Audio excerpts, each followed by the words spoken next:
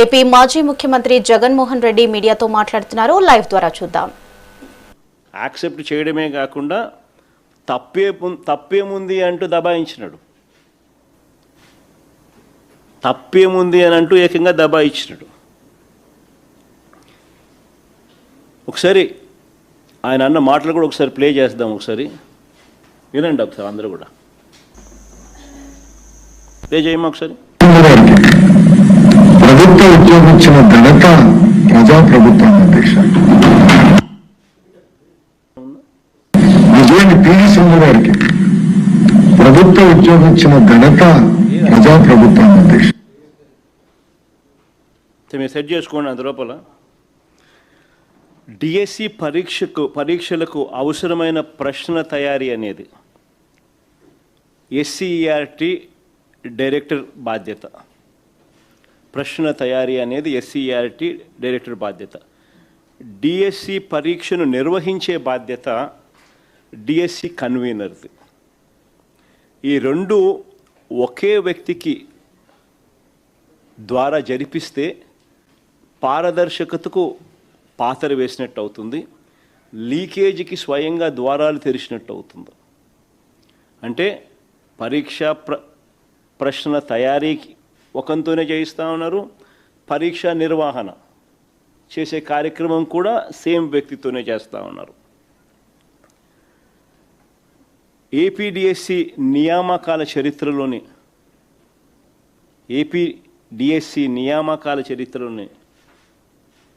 APPSC నియామకాల చరిత్రలోనే ఈ రెండు బాధ్యతలు ఎప్పుడూ కూడా ఒకే వ్యక్తికి అప్పగించిన చరిత్ర ఆంధ్ర రాష్ట్రంలో ఇంతవరకు ఎప్పుడూ లేదు.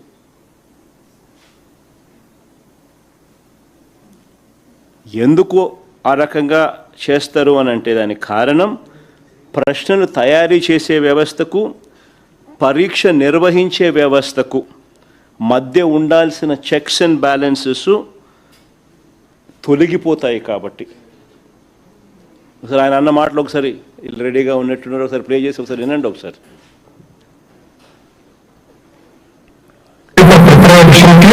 డిఎస్సి కన్వీనర్ అంటే ఎగ్జామినేషన్ కండక్ట్ చేసేవారు ఒకే ఆఫీసర్కి ఇచ్చారు అనేది మొదటి ఆరోపణ.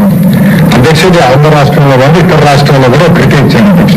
కొన్ని రాష్ట్రాల్లో ఇద్దరికి ఇచ్చారు, కొన్ని రాష్ట్రాల్లో ఒకరికే ఇచ్చారు అధ్యక్ష. మనం 148 రోజులు నిర్వహించాలి, చాలా టైట్ గా సిస్టమ్ నిర్వహించాలని ఒక వ్యక్తి నియమించాం. అది ఎక్కడ చట్టంలో ఉల్లంఘన లేదు, ఎక్కడ చట్టంలో రాయలేదు, ఇద్దరు ఉండాలి అని ఎక్కడ చెప్పలేదు అధ్యక్ష. So there is no rule book for to that order and court కూడా ఈ విషయంలో అక్కడ బుకింగ్ తీసుకున్నాం అధ్యక్ష. క్లియర్ కట్గా ఆయన ఎంతకు ఆయనే ఒప్పుకున్నాడు కూడా. అంటే మొట్టమొదటిసారిగా ఆంధ్ర చరిత్రలో ఎప్పుడూ జరగంది ఇక్కడ ఈ రాష్ట్రంలో ఈయన ఎడ్యుకేషన్ మంత్రిగా ఉంటూ దీన్ని జరిగించినాడు. దీనివల్ల పరీక్షల ప్రశ్నల తయారీ, పరీక్ష నిర్వహణ ఈ రెండు బాధ్యతలు ఒకే వ్యక్తి చేయడం వల్ల చెక్స్ అండ్ బ్యాలెన్సెస్ పూర్తిగా తొలగించడం జరిగింది. దీనివల్ల స్కామ్కు మొట్టమొదటగా బీజం పడడం జరిగింది. అందుకే సిబిఐ ఎంక్వైరీ అన్నది అడగడం జరుగుతూ ఉంది. ఒకే వ్యక్తి చేతిలో ఈ బాధ్యతలు ఎందుకు పెట్టారు?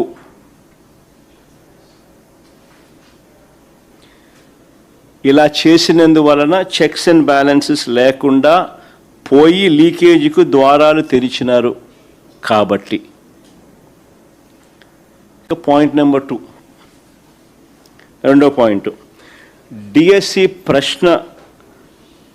ప్రశ్న పత్రాలు తయారు చేసే విభాగంలో ఉన్న అవుట్సోర్సింగ్ ఉద్యోగి నవీన్కు ఫస్ట్ ర్యాంక్ రావడం వాస్తవమేనని అసెంబ్లీ సాక్షిగా మరోసారి తండ్రి కొడుకులు ఇద్దరు ఒప్పుకున్నారు, అబ్బా కొడుకులు ఇద్దరు ఒప్పుకున్నారు. ఒకసారి ప్లే చేయండి అమ్మా ఒకసారి. ఫస్ట్ మెరిట్ లిస్ట్ చూపించండి. ఫస్ట్ ఇది నవీన్కు ఫస్ట్ ర్యాంక్ వచ్చిన నవీన్కు సంబంధించిన మెరిట్ లిస్టు. నెంబర్ 1 ర్యాంక్లో నవీన్ అక్కడ కనిపిస్తున్నారు చూడండి, ఫస్ట్ ర్యాంకు. ఇదే నవీన్కు మళ్ళీ మెరిట్ లిస్ట్ మార్చేసి నవీన్ పేరు తీసేసిన సెకండ్ మెరిట్ లిస్ట్ ఒకసారి చూపించండి. నవీన్ పేరు తీసేసిన సెకండ్ మెరిట్ లిస్ట్ పబ్లిష్ చేసినారు. ఫస్ట్ మెరిట్ లిస్ట్లో నవీన్ పేరు ఉంటుంది.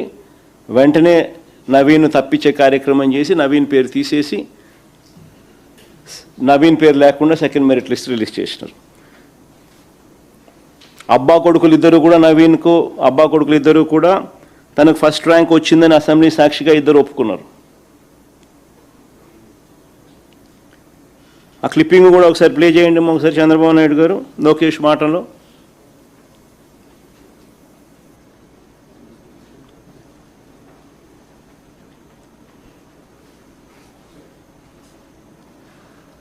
క్వశ్చన్ పేపర్ ప్రిపరేషన్ లో ఉన్నాడు, అతను ఫస్ట్ ర్యాంక్ వచ్చింది అని వాళ్ళు ఆరోపణ చేశారు. అతనికి కాల్ లెటర్ వెళ్ళింది, అతని సర్టిఫికేట్ వెరిఫికేషన్ కి అతను రాలేదు. సర్టిఫికేట్ వెరిఫికేషన్ రాకపోతే ఆటోమేటిక్లీ డిస్క్వాలిఫైడ్. ఎవరికో ర్యాంక్ ఒకటి వచ్చింది, అతని ర్యాంక్ ఒకటి వస్తే ఎవరు కనుక్కున్నాం ఏంటి ఎట్లా వచ్చింది వెరిఫికేషన్ రాలేదు. వెరిఫికేషన్ రాకపోతే వాళ్ళు వచ్చిన వాడికి అనుకుంటే ఏమేమంట. ఇద్దరు అబ్బా కొడుకులు ఇద్దరు కూడా ఒప్పుకున్నారు ఆయన ఫస్ట్ ర్యాంక్ వచ్చిందని. ఇద్దరు అబ్బా కొడుకులు ఇద్దరు అసెంబ్లీ సాక్షిగా ఇద్దరు ఒప్పుకున్నారు కూడా. మరి నేను అడుగుతాను, మరి ఫస్ట్ ర్యాంక్ వచ్చిన ఈ నవీన్కు ఉద్యోగం ఎందుకు ఇవ్వలేదు? ఫస్ట్ ర్యాంక్ వచ్చిన ఈ నవీన్కు ఉద్యోగం ఎందుకు ఇవ్వలేదు? ఫస్ట్ మెరిట్ లిస్ట్లో నవీన్ పేరు ఉంది, ఆ తర్వాత మళ్ళీ దీన్ని మార్చి నవీన్ పేరు తీసేసి సెకండ్ మెరిట్ లిస్ట్లో నవీన్ పేరు లేకుండా సెకండ్ మెరిట్ లిస్ట్ ఎందుకు రిలీజ్ చేసినారు?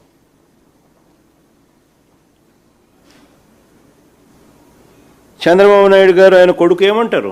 అబ్బా కొడుకులు ఇద్దరు నవీన్కి ఎందుకు ఉద్యోగం ఇవ్వలేదు అని అంటే ఏమంటారు? సర్టిఫికెట్ల వెరిఫికేషన్కు నవీన్ రాలేదు కాబట్టి ఉద్యోగం ఇవ్వలేదట. అదే కదా విన్నారు మీరు ఎంతగా? అదే కదా మీరు అంతా విన్నారు కూడా. సర్టిఫికెట్ల వెరిఫికేషన్కు రాకపోతే ఎవరికైనా ఉద్యోగం ఎట్టిస్తాము, రాలేదు కాబట్టి ఇవ్వలేదంట. మరి ఇదే వాస్తవం అయితే మరి నవీన్ అనే క్యాండిడేట్ కోర్టుకు ఎందుకు పోయినాడు? మరి ఇదే వాస్తవం అయితే నవీన్ అనే వ్యక్తి కోర్టుకు ఎందుకు పోయినాడు? నవీన్ అనే వ్యక్తి కోర్టుకు పోయి క్యాండిడేట్ నవీన్ తన ఐడిని బ్లాక్ చేశారని, కాల్ లెటర్ తనకు పంపలేదని కోర్టుకు పోయినాడు.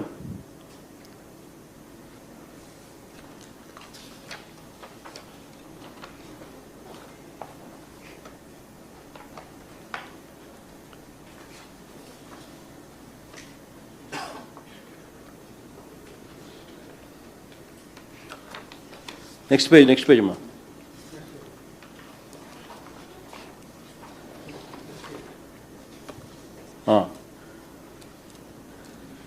తన డిఎస్సి లాగిన్ బ్లాక్ అయిందని విద్యాశాఖకు మెయిల్ పెట్టిన Naveen, I'm Naveen mega DSC so and so login is not login from 26/8/2025 to till now 3/9/2025, so I could not receive the call letter.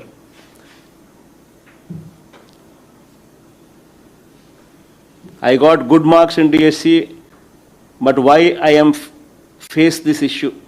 ఆ పిల్లోడు పాపం వచ్చారు అని ఇంగ్లీష్లో ఆ పిల్లోడు పాపం letter రాసినాడు. This particular reason I lost my job. Please unblock and send the call letter on third verification. This is final chance of my life. Please provide my call letter and candidate login. DSC login block అయింది అని విద్యాశాఖకు mail పెట్టిన నవీన్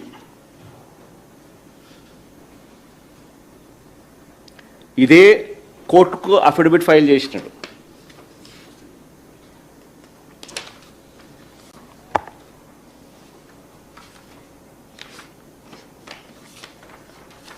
ఇదే నవీనే కోర్టుకు ఇదే మాదిరిగానే file చేసినాడు.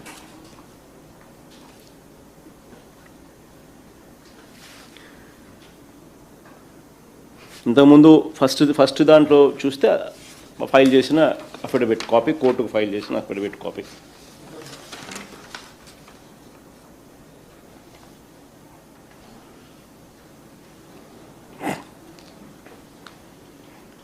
ఆ కాపీలోనే తను సంతకాలు పెట్టి కూడా దాని తర్వాత సబ్సిక్వెంట్గా దాని కాపీలోనే పెట్టి ఇచ్చినాడు.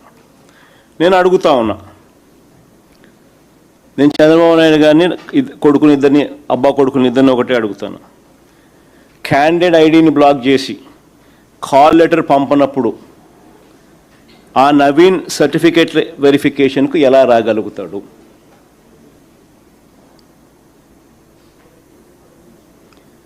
ఇదే విషయాలను ఆధారాలతో అతను కోర్టులో అఫిడవిట్ వేశాడు కదా. వీటికి అసెంబ్లీలో అబ్బా కొడుకులు ఎందుకు సమాధానం చెప్పలేదని అడుగుతా ఉన్నా. వెరిఫికేషన్కి రాకపోతే ఎలా ఇస్తామని అంటాడే తప్ప, వీళ్ళు ఐడిని బ్లాక్ చేశారని కానీ, వీళ్ళు కాల్ లెటర్ పంపలేదని కానీ, అందుకనే నవీన్ అనే వ్యక్తి వెరిఫికేషన్కు రాలేకపోయాడని కానీ, అందుకనే నవీన్ అనే వ్యక్తి తనకు అన్యాయం జరిగింది న్యాయం చేయమని చెప్పి కోర్టులో అఫిడవిట్ వేసాడని కానీ, కోర్టులో ఫైల్ చేశాడని కానీ ఎందుకు అబ్బా కొడుకులు అసెంబ్లీలో చెప్పలా?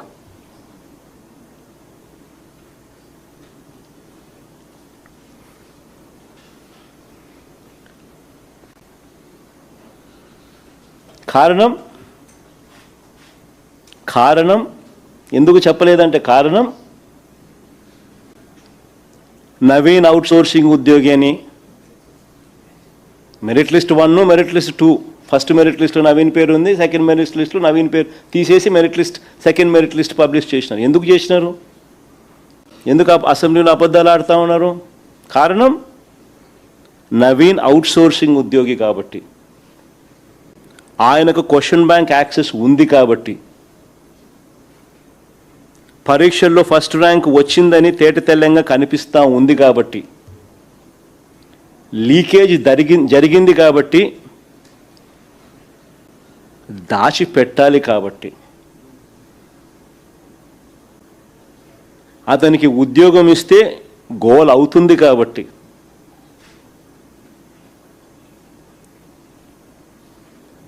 ముందస్తుగానే తెలివిగా మెరిట్ లిస్ట్ మార్చినారు. మెరిట్ లిస్ట్లో ఆయన పేరు తొలగించినారు.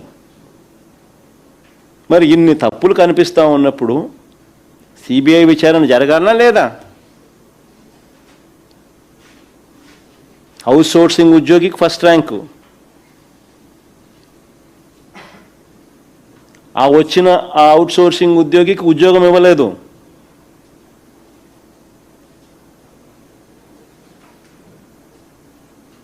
తన ఐడిని బ్లాక్ చేసినారు. తన కాల్ లెటర్ పంపలేదు. మెరిట్ లిస్ట్లో ఫస్ట్ మెరిట్ లిస్ట్లో తన పేరు ఉంది, సెకండ్ మెరిట్ లిస్ట్లో తన పేరు తీసేసినారు.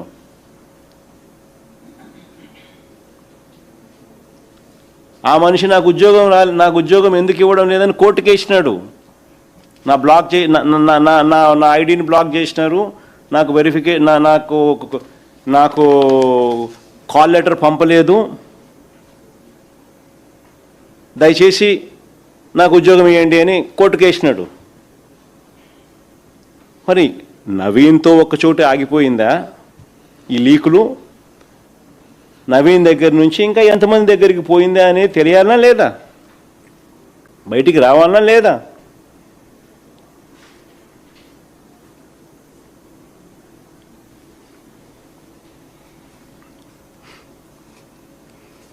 మరి సిబిఐ దర్యాప్తు జరిగితేనే కదా ఇవన్నీ తెలిసేది.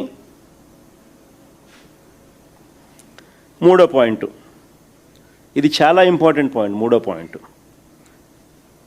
చంద్రబాబు నాయుడు గారు ఆయన కొడుకు, అబ్బా కొడుకులు ఇద్దరూ అంగీకరించిన మరో విషయం, డిఎస్సి పరీక్ష రాయకుండానే, ఇది చాలా ఇంపార్టెంట్ విషయం, మొట్టమొదటిసారి రాష్ట్ర చరిత్రలో ఎప్పుడూ జరగల, బహుశా దేశంలో కూడా ఎప్పుడైనా జరిగిందో లేదో నాకు తెలియదు, డిఎస్సి పరీక్ష రాయకుండానే చరిత్రలో ఎప్పుడు జరగని విధంగా అసలు పరీక్ష రాయకుండానే స్పోర్ట్స్ కోటా పేరిట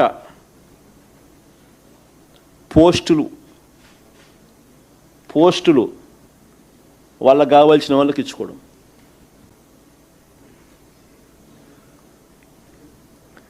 దీనికోసం జీవోలు జారీ చేశారని ఇద్దరు అబ్బా కొడుకులు ఒప్పుకున్నారు.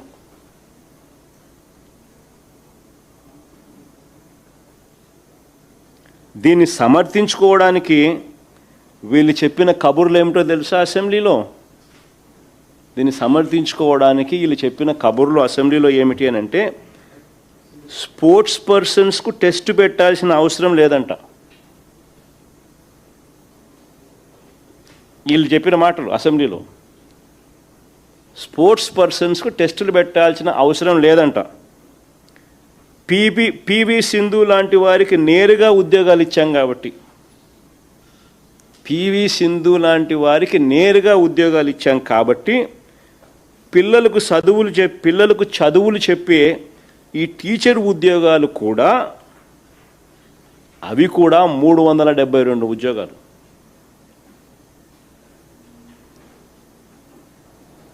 అలాగే సింధులాగానే ఇచ్చారంట. దానికి దీనికి పొందన పెట్టినారు. ఒక్కసారి వాళ్ళు ఏమన్నారో, ఇద్దరు అబ్బా కొడుకులు ఏమన్నారో ఒకసారి ప్లే చేయండి ఒకసారి.